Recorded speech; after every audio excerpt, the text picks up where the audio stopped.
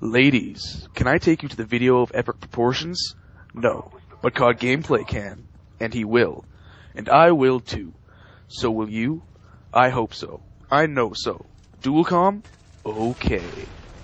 What's up guys, COD Gameplay here, and as you heard by the intro, I am with one of my friends, Delta Canuckian. Why don't you introduce yourself? Hey guys, my name is Delta Canuckian. I make videos and post them on YouTube, and I don't just play Call of Duty, I play a lot of stuff. But this is some Call of Duty since we are on COD Gameplay's channel, and I know you guys are going to freak out otherwise. Okay, that intro was awesome. That was actually the first time I heard that intro. He's like, okay, I got this, I'm going to do an epic intro, and I'm like, okay, and what does he do? Starts off with an Old Spice epic intro of epic proportions. Yeah, that was awesome. That's going up there. I've got a few of these. I've done one to Dualcom with one of my friends where he had no idea it was coming. He didn't even know that he had completely no idea. He thought I was just going to start off normally, and I came out with that, and it was actually hilarious.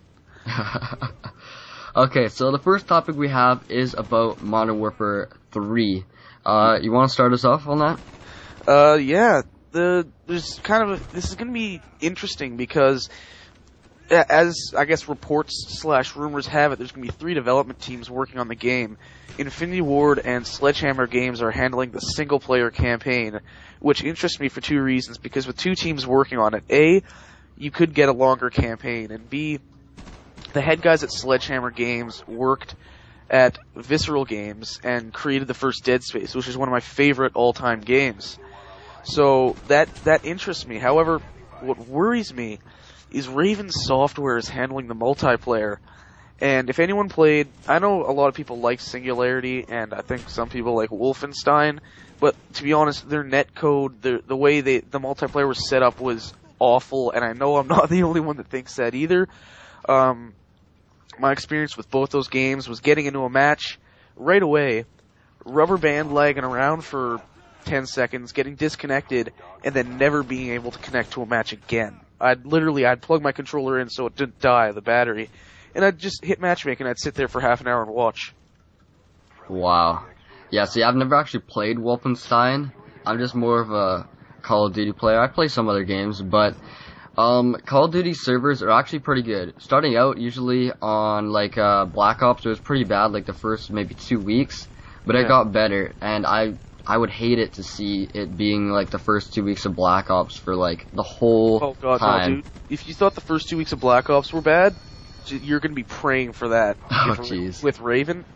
Unless they somehow step up their game after a year and blow my frickin' mind, it's just going to be a mess. It's going to be a failure.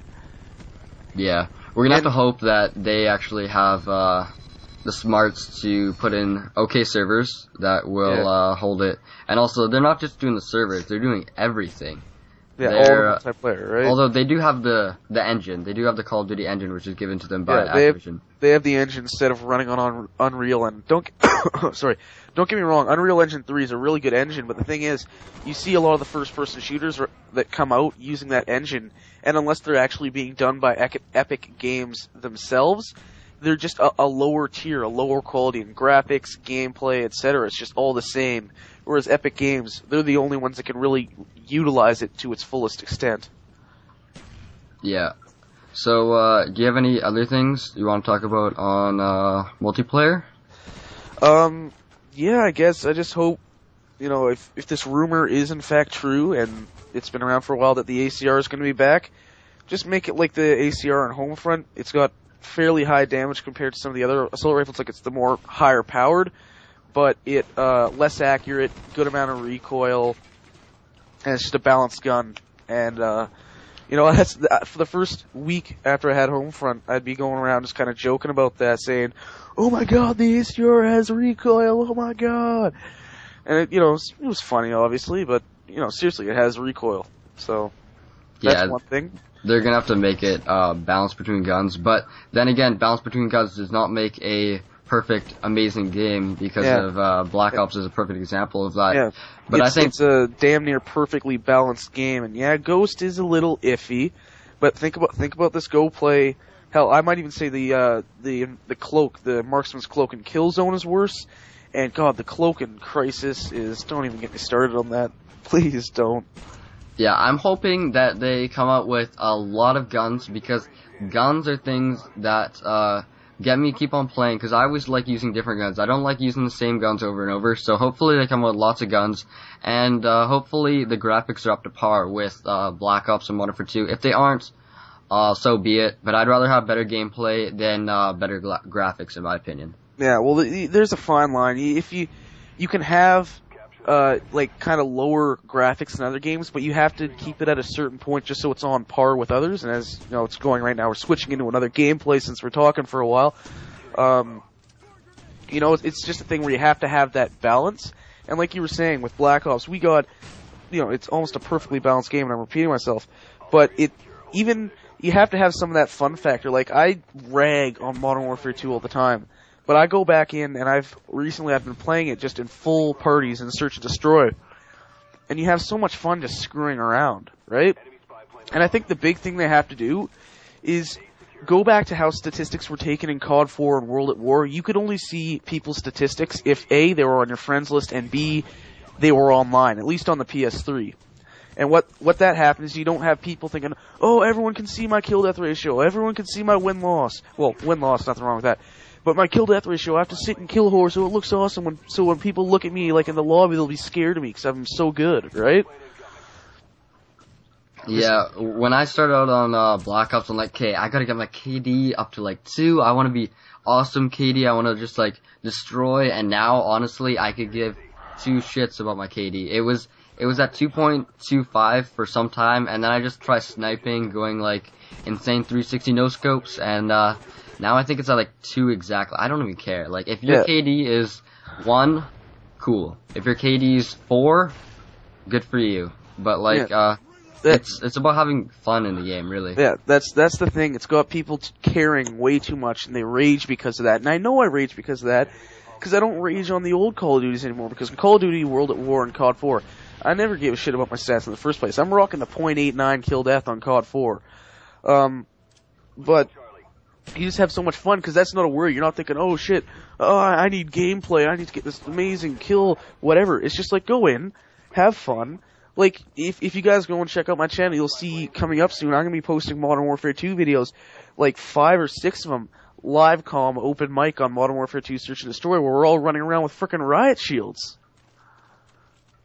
Yeah, riot shields are absolutely amazing. But I think we've talked probably enough about multiplayer. What do you... Yeah. You're like the single player master. You're like the developer know-how. Yeah. You know everything. So, what about the single player? I haven't heard a ton about it, but you know a bit.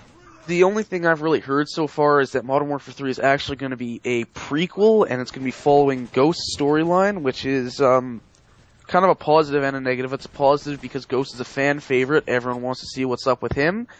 But it's kind of a negative because that cliffhanger ending at the end of Modern Warfare 2 and now not getting it, it's just kind of a big, like, fuck you, right? Yeah, I really never played the campaign of Modern Warfare 2 or Black Ops because I'm just like a multiplayer person, but I'm thinking maybe to go back to it just to see how it is, and then if Modern Warfare 3 is a good campaign as well, it'll kind of give me a know-how of what it's looking coming into the actual scene of Modern Warfare 3, instead of going into the campaign of Modern Warfare 3 and not knowing anything about it, you know what I mean? Yeah, well, if it is indeed a prequel starring Ghost, you just kind of need to know Ghost. Ghost doesn't even have much of a backstory, you just know he's kind of a badass. So, I don't know how much they'll tie the Modern Warfare 2 story into it and the COD 4 story into it, but what I'm hoping for right now is that with 2 teams working on it, you'll get, like a longer story, something up to like 10 hours, and I know they say it's going to be 8 to 10 hours, but that's bullshit. You can blow through it in 4 hours. And then better pacing overall. That's the big thing for me. With Black Ops Modern Warfare 2, you were just kind of like, it's all action all the time, and by the time you get to the end of it, you're just exhausted. You're like, oh, thank God it's over, right? Yeah. With other games that have really good pacing and slow things down and let you kind of look at the environment and like fill yourself in on the story, you get to the end of it and you're wanting more. Yeah, that's the way how campaigns should be. They should be wanting more after the end. You should be wanting to have the next game just to finish that campaign if there is like a cliffhanger like Modern Warfare 2. And yeah, what do you think is the best campaign for Call of Duty that you played? Black Ops. Oh, I haven't played anything pre-COD 3, right? That was my first Call of Duty, so I don't know how the original COD. Well, I played like a couple levels of the original COD. Never played COD 2, but Black Ops simply because all of them, you know, not particularly well paced. It's more the fast paced. COD 4 was probably the closest to getting it right of all the ones I played. Black Ops was that non-stop pace, but the thing is, its story was probably the strongest of all the Call of Duty games, and it was one that I finished, and I wasn't so much looking forward to getting into playing more as I was figuring out more of the story. What is going on here, right? Yeah, okay. Well, I think we're actually probably coming up to time. Yeah, we're over our time limit, I think. Yeah, we are. So we're going to the second game, and we've already passed the second game. Yeah, we've passed the second. Okay. We're looking at like a picture of a cat right now or something. I don't know. I'll get something good. Okay, well, that is the end of it, guys. Hopefully you guys enjoyed it, and if you did, go check out his channel. It doesn't hurt.